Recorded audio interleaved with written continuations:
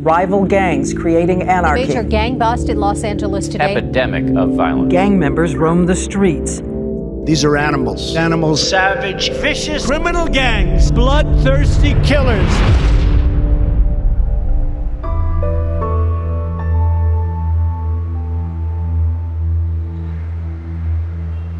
Poncho, big, huge guy, tattooed. He starts to tell his story. I think I was like 7. I was playing with matches.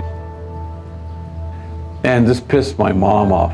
So she grabbed me by the hand and she walks me into the kitchen.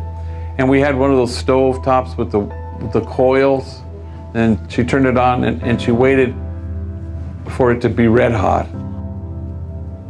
All I remember is I woke up that night, I was asleep on the floor in the bathroom with my hand in the toilet water trying to get some relief because I was all tore up and pussy and burned.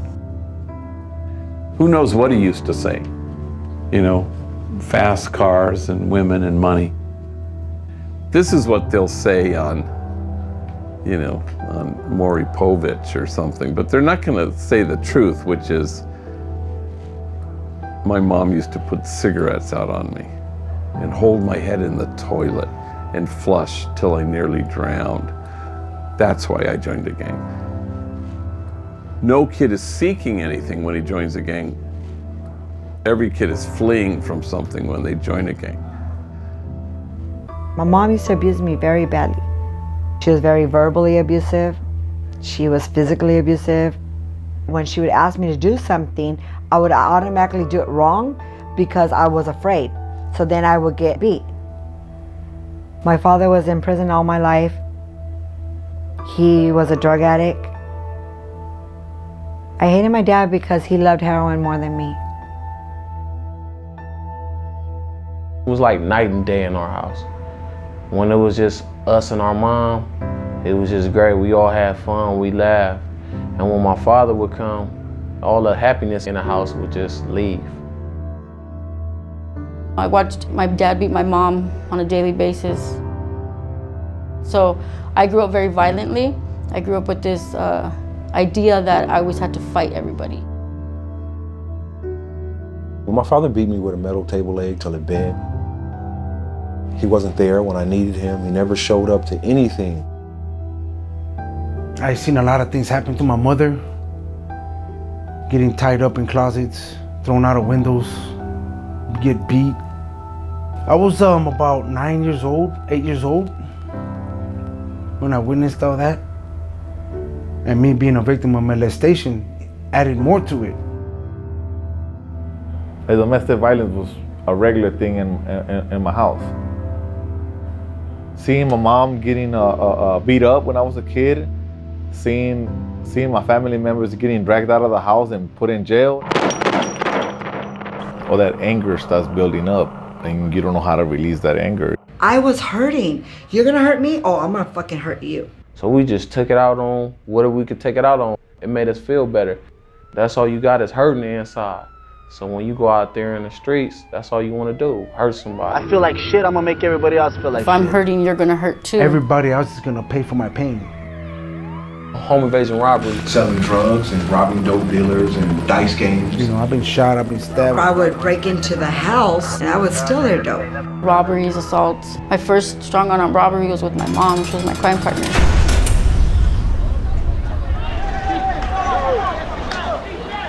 If you ever been locked up in a closet, seeing the people that were a little older than me getting older and dying in there, a guy would go to medical and he wouldn't come back. And they would just fill in the cell with somebody else and it's like they were never there. Now they want to be one of those guys that was never there. What happens when you lock a dog in a cage and you let him out 6 months later? He's wild, uncontrollable. You never get prepared for a future because they think you don't have a future. I had no clue as to how to do this stuff, you know, on the internet. I don't have no work history really, because the reality of it is that I'm gonna keep aging and I don't have nothing to back me up. What have I done with my life? And I got scared. I couldn't go get a job anywhere because they were not going to hire felons. Jack in the Box, Burger King, all these places, they won't hire me. I didn't have no more chances.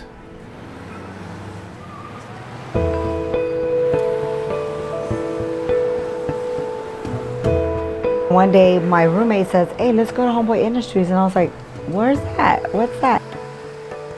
I opened the door. There was one guy standing by the water fountain, and I was standing by the front desk. Somehow, he just locked eyes with me. And he just goes, how can I help you? And everything that I was carrying, all my fears, everything just fell off. And I bursted into tears. When I got to Homeboy, the same guy that jumped me into my gang, I seen him with a tighter in a suit, sitting in the office, running the office, and I was like, what the hell is going on here? He told me, like, this is a whole different way of life. Are you willing to give it a try? I didn't think Father Greg would help me. Like, how's this man I never knew? How's he gonna help me? And he just come in, we'll figure it out. I fell in love with it. It's just the joy that they get when they come here, when they're being helped, when they're offered a cup of coffee, a meal, and somebody's actually trying to help you do something, you know. Homeboys, it feel like home. We're 30 years in existence here at Homeboy Industries. We have the largest concentration of gang activity anywhere in the world. There are 120,000 gang members in LA County, 1,100 gangs. And now we're the largest gang intervention rehab reentry program on the planet. So 15,000 folks a year walk through our doors. We always represented an exit ramp off this violent freeway.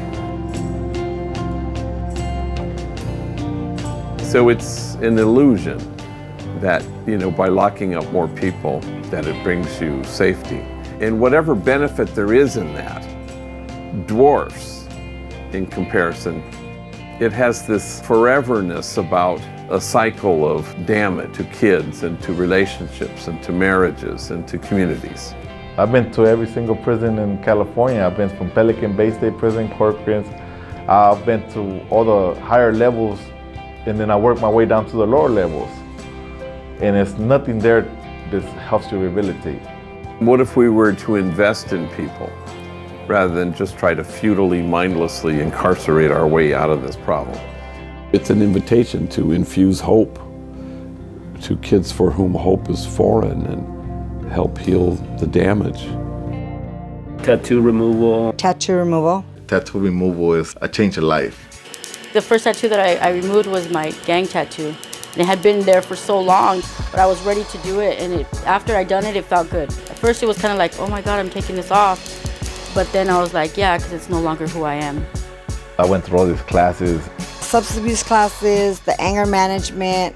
There was a leadership class. Legal services, GED, Job resource. Pathways to college. domestic violence, NA, AA. Computer lab. I started taking parenting classes. First I started taking them because they have free food. And all those tutors, they don't give up on you. They want to drill you every morning before you have your coffee. It was real hard. It's helped me become the father that I always wanted.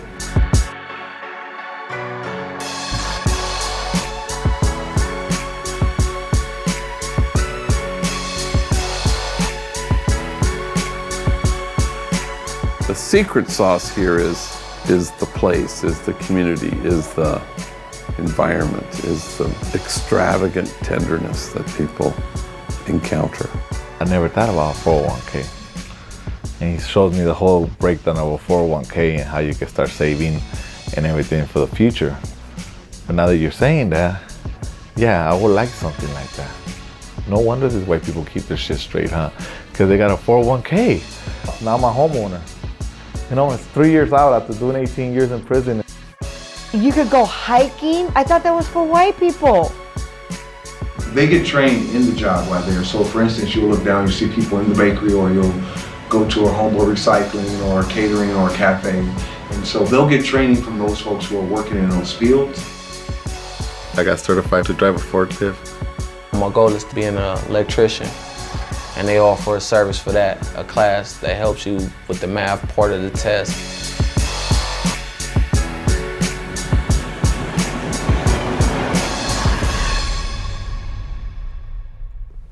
I remember this kid, Gumby,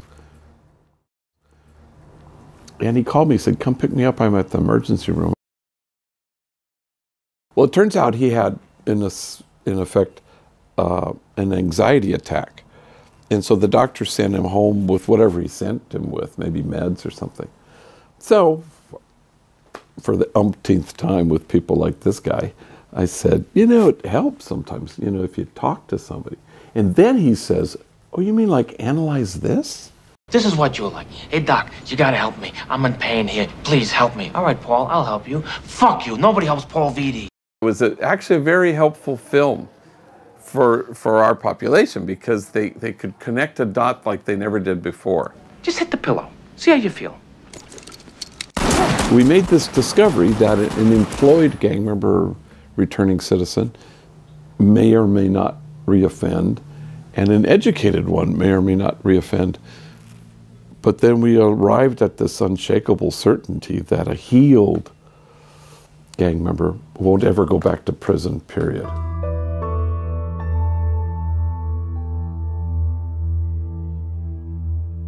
My therapist, she reminded me one day, she goes, Emily, do you remember when you came, the first day you came in? And I was like, no, like, what happened, you know?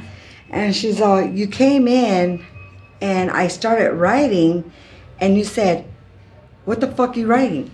I didn't know what she was writing, who it was gonna get shared with, who was gonna talk about me. I've been able to get off one of the medications. And my new therapist was like, you're a miracle that you're alive. And now I love therapy. In the beginning, it was just, hey, Fahima, and we would just talk, what's going on? We took a lot of walks and sat down and had coffee and ate at gyms across the street and at El Sol. There was nothing threatening about it. There was nothing formal even about it. Eventually we sat in rooms and that became okay, but it became okay because we were in the same community. Generational trauma can actually alter brain chemistry. The good news is that talk therapy can restore this in a way that people are resilient and able to have lives and never return to prison again. I, begged for help. Like, help me. Why do I keep getting high? Why do I keep going back to prison? Why do I keep going back to the same thing that I know that is bad for me? I know that where I'm gonna end up, in either dead or prison for the rest of my life. So today I'm learning how to deal with my feelings today. I didn't want to feel my feelings, you know what I mean? All the trauma and all the stuff that happened to me when I was younger, I kind of put a brick wall around me, you know what I mean? Because as a man, we have that ego and that pride that stop us from moving forward. So we have 4 paid therapists, and we have like 47 volunteer therapists, including 2 psychiatrists. It's the most volunteer therapists we've ever had. And still we have a waiting list. So on the one hand, it's a good problem to have, a kind of a aerial view that the homies are amenable to this. On the other hand, we'd love to be able to accommodate everybody. In my lifestyle, you don't talk to people about your feelings. When I went to prison, the homies tell you, you leave your feelings in R&R. All of the emotional stuff, you leave that in R&R. And I didn't realize I was stuffing it down. Stuffing it down. How did I go from just being laughing and feeling good and I'm crying because somebody said something in a song and it made me think of my brother. And when I thought of my brother, I couldn't do nothing but start crying, To be able to say things that you might not necessarily be able to say to anybody else in the world. And if you are a gang member and you say there's a lure and attraction, that's just a sign that you haven't dealt with your stuff. One guy said with great sadness, he said, no, my gang, my neighborhood, my barrio, has made me who I am. I said, no, mijito, It's kept you from who you are. Yeah, everybody's a whole lot more than the worst thing they ever did. We've all got a mask of some kind, and I just think that perhaps the mask of the gang member is a little darker and a little scary, and of course it doesn't help if you have "fuck you" written on your forehead. And I was like, fuck my father. I'm angry, I don't like it. You know, and once I sat and I started crying, like I'm hurt, I'm sad. My father wasn't around. I'm the kid that's supposed to look like him the most. He had me, and I couldn't tell you anything about my father. I couldn't tell you his age, where he come from at that time. You have to excavate your own wound. You have to make friends with your own brokenness. And that's tough. And then he has like these attacks, you know, like he can't breathe. It's like gets dizzy, chest pains, you know. It's like he thinks he's gonna die or something. Panic attacks. Who said panic? Not panic. Dizzy, chest breathing, constricting attacks. Yeah. You know, like, no, I was a hardcore gang member. I survived Pelican Bay State Prison. How the hell am I going to get an anxiety attack right here? You know, driving by myself. And so I came back and I told my therapist what happened. And for us, a lot of times the past is so painful that you just prefer to act like if it never happened. Because a lot of us, our rules in the streets is code of silence, you know? So even though you were traumatized by it, you were never allowed to speak about it. But then when you start trying to find out where it comes from, then you're in a whole different ball game, you know? But those strings ain't gonna let you just cut them. What are you doing the work on yourself? So it's about being able to do the work. And I'm still going. It's a work in progress, you know? Like, we still have to cut a lot of strings. And the only way to take the pain away is to go through it. So here we say if you don't transform your pain, you're just going to keep inflicting it. You're going to keep transmitting it. If therapy's totally comfortable, like if it's just like a soft, fuzzy blanket all the time, I think maybe people don't change. Exactly. I didn't understand what a therapist did, you know.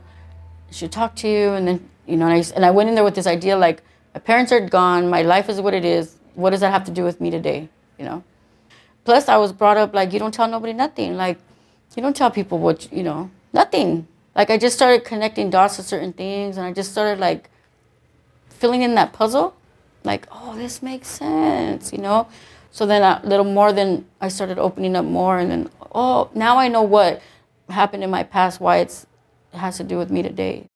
The pain that they carry sometimes is inaccessible to them until it isn't. I've learned that not everybody's out to hurt me, and I don't always have to hurt other people.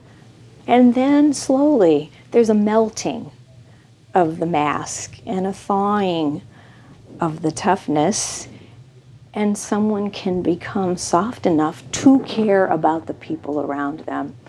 And that's how the world becomes a little bit safer for all of us. I came here and I was able to become part of something bigger.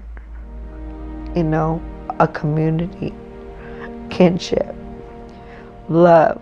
I can finally breathe and enjoy what I believe life was meant to be like for me. That brings them to a place where they go, huh, happiness and joy just might be possible for me. I'm a father to my children. I tuck my kids into bed. I help them with their homework today. We need to help people start to heal so that they can start to see who they really are. But now that I know, man, I'm grabbing, I'm running, and I'm living today. What's better than an ex-lifer sitting at the table with the mayor to be able to change a law that's going to help somebody else get out of prison? Because by you taking me out of the street, you save my life and my kids' lives. I always say this is not a place of second chances, it's a place of first chances. But this is a beacon. It's dark out there in the streets. This is a beacon of light right here. And it just feels good to be able to be there when they come through the doors and they're looking for treatment, and I can say, okay, how can I help you? You know, how do you alter, reverse mass incarceration?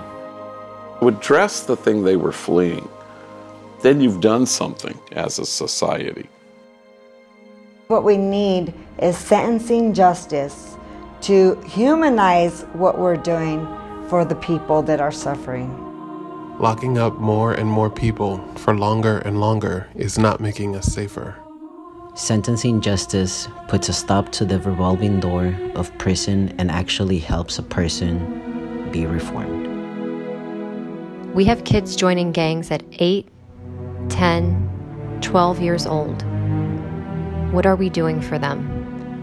Because if we don't do something for them, if we don't try something new besides locking them up, then they either die in the streets or they die in prison, and all of us are in greater danger. In the end, none of that stuff changes unless people care about the folks who are being incarcerated. But the minute you know these folks, it's a game changer. I don't know that I've ever met a group of people per se with greater heart than this group and such capacity to give. They're anchored in hope, and they have a reason to get up in the morning and a reason not to commit a violent act.